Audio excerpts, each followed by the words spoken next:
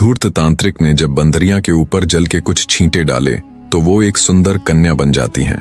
उस नवयौवना सुंदरी का हाथ पकड़ तांत्रिक तुरंत उसे अपनी कुटिया के अंदर लेकर चला जाता है। पेड़ की आड़ में छिपे राजा विक्रमादित्य ने जब ये दृश्य देखा तो वो स्तब्ध रह गए। उन्हें कुछ समझ नहीं आ रहा था।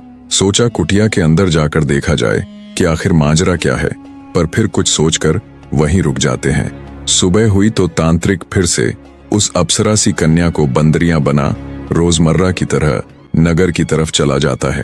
तांत्रिक के जाते ही विक्रमादित्य उस तांत्रिक की कुटिया के पास गए और वहां रखे दाएं कलश से पानी ले कुछ छींटे उस बंदरियां पर डाले तो वो तुरंत एक सुंदर कन्या बन गई। राजा विक्रमादित्य ने उससे पूछा कि ये सारा माजरा क्या है, क्यों वो तांत्रिक तुम्हारे साथ ऐसा कर रहा है। राजा विक्रमादित्य की बात सुन उस अप्सरा ने अपनी हकीकत बयां की। हे वीर, मैं स्वर्ग निवासी कामदेव और पुष्पवती की संतान हूँ। घूमने और शिकार खेलने के लिए कभी कभार मैं पृथ्वीलोक आ जाया करती थी, पर एक दिन जब मैं यहाँ एक हिरण्य का शिकार कर रही थी तो मेरा चलाया गया तीर हिरण्य की बजाय साधना में लीन तांत्रिक की बाह में जा लगा।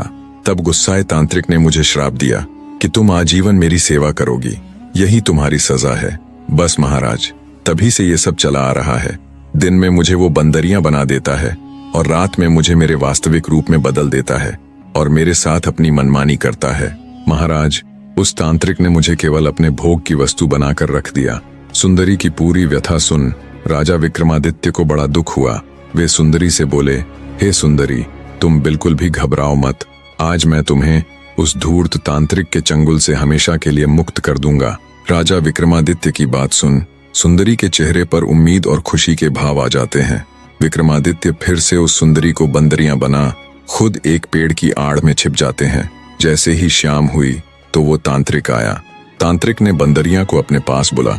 जैसे ही उस पर जल छिड़का वैसे ही फुर्ती के साथ राजा विक्रमादित्य ने बाईं तरफ रखे घड़े में से जल की कुछ बूंदें उस तांत्रिक के ऊपर फेंक दी। इधर बंदरियां यानी देवलोक की सुंदरी अपने वास्तविक रूप में आ गई और उधर वो धूर्त तांत्रिक बंदर बन गया। बंदर बने तांत्रिक ने खूब उछल कूद की, पर अब क्या होने वाला था। राजा विक्रमादित्य ने तुरंत अपने वीर को याद किया। विक्रमादित्य के स्मरण करते ही तुरंत उनका वीर हाजिर हो गया। राजा विक्रमादित्य ने उसे हुक्म दिया कि तुम इस सुंदरी को देवलोक छोड़ आओ, और उस उछल कूद करते तांत्रिक को देख बोले, यही तुम्हारे कर्मों का फल है। उन्होंने उस जादुई पानी के दोनों घड़ों को साथ लिया और उज्जैन नगरी की तरफ चल पड़े। दूसरी तरफ जादुई वीर कहे अनुसार उस सुंदरी को उसके घर यानी देवलोक में छोड़ आया। इतनी कथा सुना 8वीं पुतली तारामती बोली,